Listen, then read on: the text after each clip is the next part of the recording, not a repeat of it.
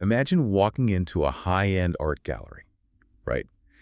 You are staring at this canvas filled with perfectly balanced symmetry, intricate geometric patterns, and colors that just blend with this impossible, almost hypnotic smoothness. Oh, yeah. You'd be totally captivated by the aesthetics. Exactly. You were just taking it all in. But then the gallery curator leans in and whispers that every single brushstroke, every curve, and every calculated shadow on that canvas was actually engineered in a high-tech facility with one singular purpose. Wow, okay. To kill. I mean, that completely shatters your initial perception, right? You're no longer looking at a piece of art meant to be admired. Oop. You're suddenly analyzing the schematics of a highly calibrated weapons system. Yes. And that abrupt shift in perspective is exactly what we are doing today. Welcome to today's Deep Dive. We're looking at a fascinating concept sparked by a Discover Wildlife piece that highlights the, quote, most beautiful wildcats. Right. Our mission for you today is to look way past the surface-level glamour of that list. We are taking you out of the beauty pageant and into the wild. Yeah, we really need to look deeper. Okay, let's unpack this because we are going to discover how what we perceive as beauty in these animals is in reality an absolute masterclass in evolutionary design, physics, and survival mechanics. It's so true. It requires us to completely dismantle how we observe nature. I mean, when we look at a photograph of a wild cat, our brains immediately register concepts like grace, striking coat patterns, sleekness. Right, the things we naturally find pretty. Exactly. We label it beautiful because human aesthetics are just naturally drawn to those visual harmonies. But nature operates on a ruthless economy. It really does. Nature does not expend biological energy on aesthetics. What's fascinating here is that those human perceptions of beauty, the perfect symmetry, the complex rosettes, the fluid movement, they often map perfectly onto peak biological efficiency in the natural world. It's like looking at a high-end sports car. I mean, they look incredibly sleek and artistic to us, right? But every single curve and air vent on that car is strictly engineered for speed and performance. Oh, yeah. It's not for a showroom. So we really need to redefine what beautiful actually means when you are dealing with apex predators. We do. If we are shifting the lens from human aesthetics to biological adaptations, we're basically establishing a new rule for this deep dive. In the wild, beauty is strictly synonymous with stealth, environmental mastery, and, well, lethal efficiency. Yeah. If you are a wildcat, your beauty is your survival toolkit. Every spot on your coat, the density of your muscle fibers, the exact length and weight distribution of your tail. Everything. Yeah, it has all been rigorously tested and refined by millions of years of evolution because the wild is a completely unforgiving environment. Brutal. Any anatomical trait that demands energy to grow or maintain but doesn't actively contribute to surviving, hunting, or reproducing is eventually just stripped away by natural selection. Well, let me push back on that absolute rule for a second, though. Sure, go ahead. Because when we look across the animal kingdom, we absolutely see traits that seem purely decorative and sometimes even detrimental to survival. Like the classic example is the peacock's tail. Ah, right, the peacock. Yeah, that massive, heavy, iridescent fan of feathers doesn't help the peacock hide in the brush, and it certainly slows it down if it needs to escape a tiger. Right? Oh, absolutely. It is a massive physical liability. Yeah. So is it possible that at least some of these striking traits in wildcats are just decorative? Like, could they have evolved simply to signal health and attract a mate? Meaning not every single element we find beautiful is tied to hunting. That's a great point. You're bringing up sexual selection, which is a massive driver of the vibrant, seemingly absurd, and highly costly traits we see in nature. Right. And the peacock's tail is the perfect illustration of how the drive to reproduce can sometimes directly compete with the drive to survive. But when we transition to apex predators, particularly solitary stalk and ambush hunters like wildcats, the evolutionary math changes dramatically. The energetic margins they operate on are just razor thin compared to a foraging bird. Because their prey actively fights back or runs away at top speed. The cost of a failed hunt is incredibly high. And that is the crucial distinction. I mean, a peacock can afford the liability of its plumage because its food source, insects, seeds, small The amphibians. seeds don't run away. Right, seeds don't run. It doesn't require high-level stealth to capture a seed. It might risk getting eaten by a predator, sure, but it won't starve to death trying to catch its food. That makes sense. A solitary wildcat, however, relies entirely on getting within a very specific striking distance before its prey even knows it's there. If a cat's coat makes it stand out to attract a mate, it will also stand out to an antelope or a deer. And if the prey spots the cat too early, the cat burns thousands of calories in a failed sprint. If it does that 2 or 3 times in a row, it crosses a metabolic threshold where it literally no longer has the physical energy to hunt successfully. It starves. So while sexual selection might play a minor role in subtle indicators of health, like the sheen of the fur or overall body mass, the actual visual pattern and structure of these cats cannot afford to be decorative. Wow. Their physical appearance is fundamentally tied to their ability to remain completely undetected. For these specific animals, their beauty is essentially a cloak of invisibility forged by their environment. Which brings us to the first specific example from the sources. And it beautifully illustrates this exact concept. We are moving into the dense, highly complex, and humid environments of Southeast Asia to look at the clouded leopard. Oh, such an incredible animal. If the criteria is a striking coat, this animal is arguably the champion. They have these massive, irregular, dark-edged patches on a tawny background. Yeah, the rosettes. Right. To our eyes, they look like dark clouds, which is what gives the cat its name. In photograph, it is a bold, almost aggressive visual statement. It is stunning in isolation.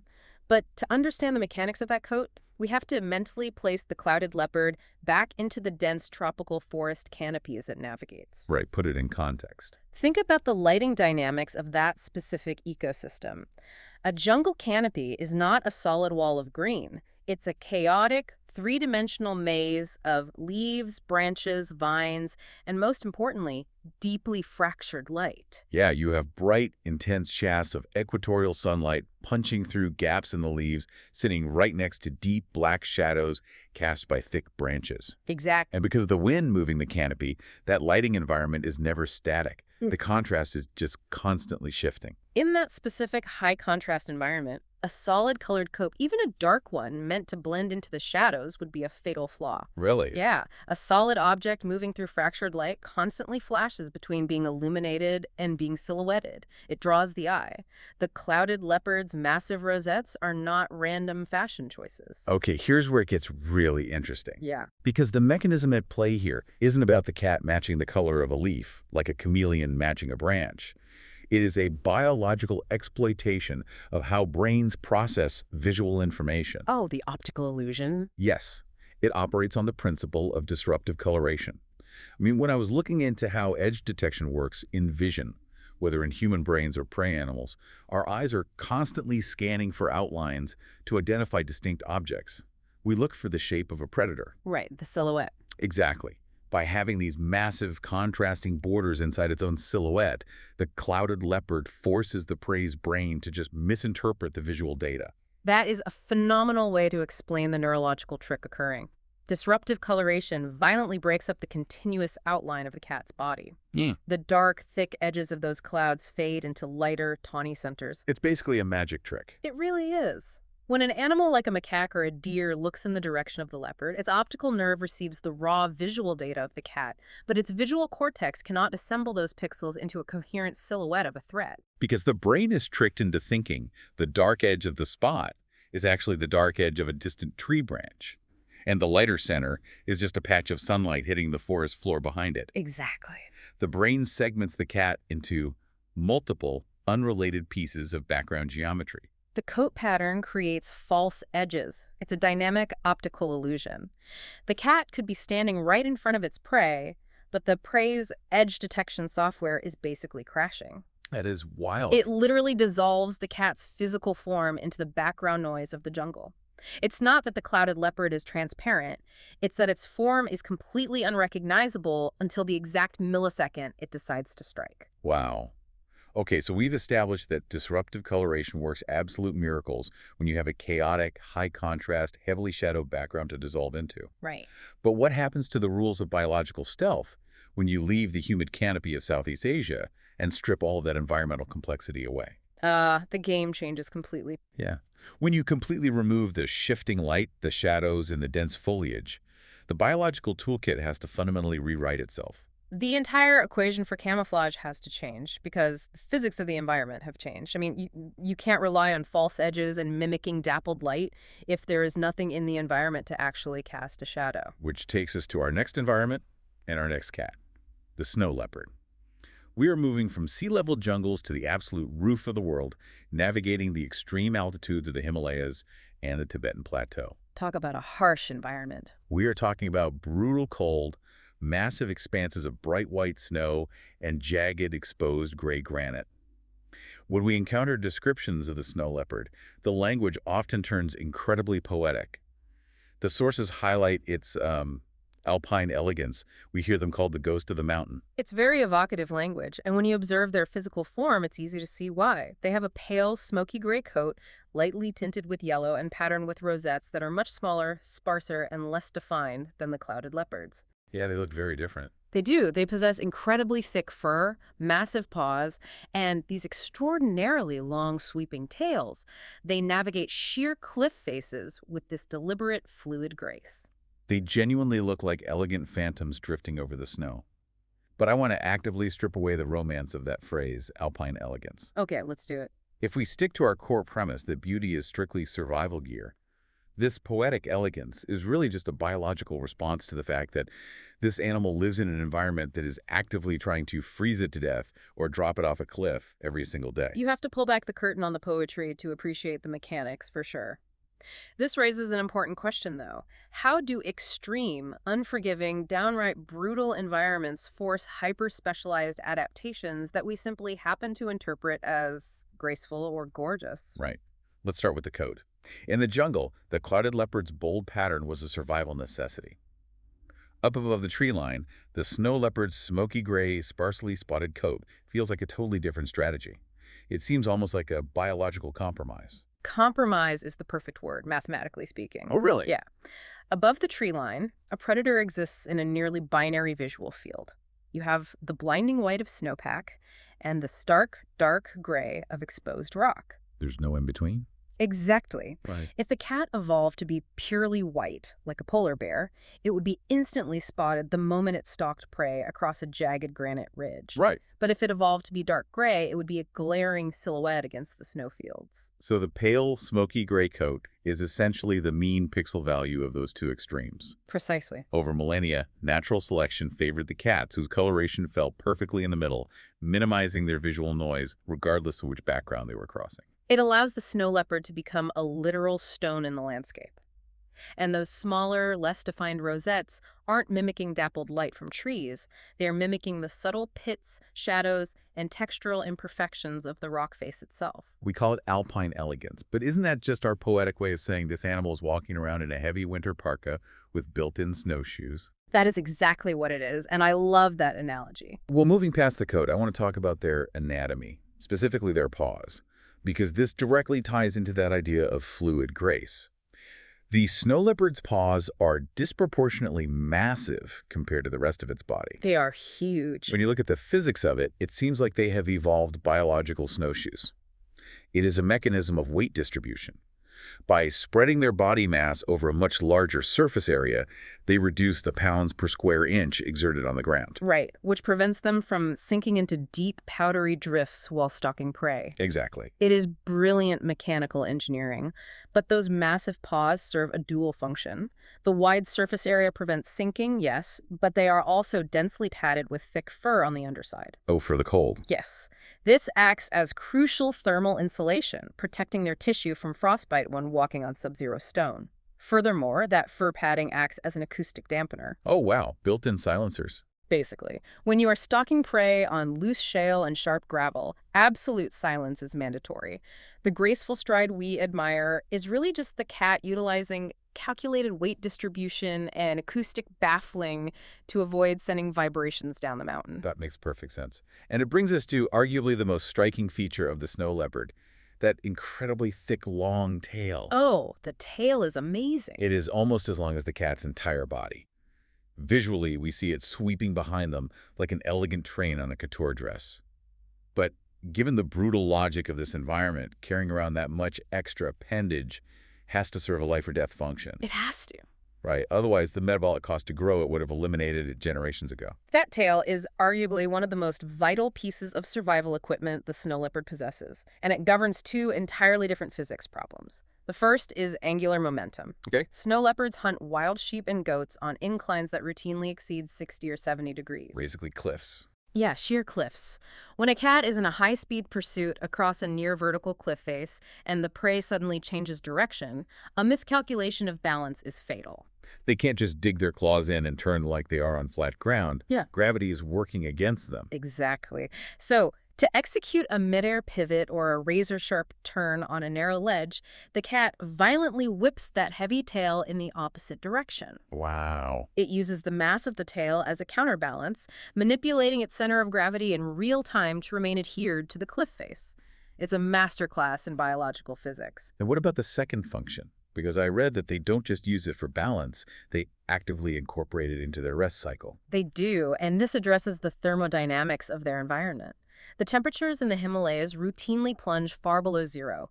When the snow leopard beds down to rest, it curls into a tight circle and literally wraps that dense, thickly furred tail around its face and over its nose. Like a built-in thermal scarf. Functionally, yes, but it is doing more than just keeping the nose warm. By breathing through the thick fur of the tail, the cat captures its own exhaled body heat. Oh, that's clever. It creates a microclimate of warmed air. It prevents the freezing mountain air from directly entering and damaging their sensitive lung tissue. If we connect this to the bigger picture, the alpine elegance we are visualizing, the silent steps, the sweeping tail, the perfect balance, is precisely the result of a perfect lack of wasted effort. Yes. In an environment where calories are incredibly scarce and the elements themselves are hostile, clumsy movements or inefficient thermodynamics equate to death. Absolutely. True elegance in nature is just hyper-efficiency.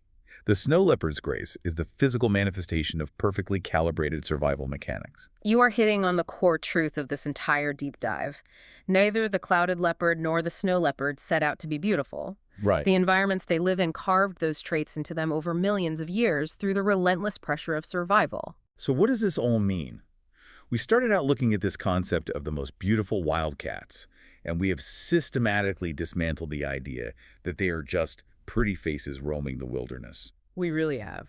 We've seen that the breathtaking beauty of these animals is a direct, living reflection of the extreme habitats that forged them. From the humid canopies of Southeast Asia, where the clouded leopard's striking coat acts as a dynamic optical illusion designed to crash the edge detection software of its prey, to the brutal, freezing heights of the Himalayas, where the snow leopard's alpine elegance is revealed to be a combination of thermal engineering, calculated weight distribution, and a mastery of angular momentum wrapped in a smoky gray disguise. Perfectly said.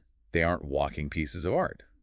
They're the environment itself, shaped by evolutionary pressure into the ultimate apex predators. They are the environment looking back at itself. And that leaves us with something profoundly fascinating to consider, something that shifts the focus from the wildcats back to our own human experience. Okay, where are we going with this? Well, we have firmly established that the specific traits we instinctively find beautiful in these animals, the striking high contrast patterns, the silent, fluid movements, the intense focus, are the exact anatomical traits that define a lethal apex stalk and ambush hunter. Right, they're the hallmarks of a biological weapon system. So if human beings are so universally and naturally mesmerized by the specific visual cues and sleek shapes that signify a predator perfectly engineered to hunt without being seen, what does that say about our own deep evolutionary hardwiring? Oh, wow. That implies our appreciation isn't just aesthetic. It is deeply primal. It makes you wonder. The next time you look at a photograph or a video of a wildcat and find yourself profoundly captivated by its beauty, you have to ask yourself a deeper question. What's the question? Are you truly appreciating a piece of biological art from a safe distance? Or is your deepest, oldest primal brain simply freezing in place, utterly captivated by the very evolutionary mechanisms that used to hunt us in the dark? That is wow. You think you were walking through a gallery, admiring the brushstrokes of nature, but really, you're standing in the shadows, staring at the ultimate assassin, and your nervous system knows exactly what it is looking at. It is a beautiful and slightly terrifying thought to leave on.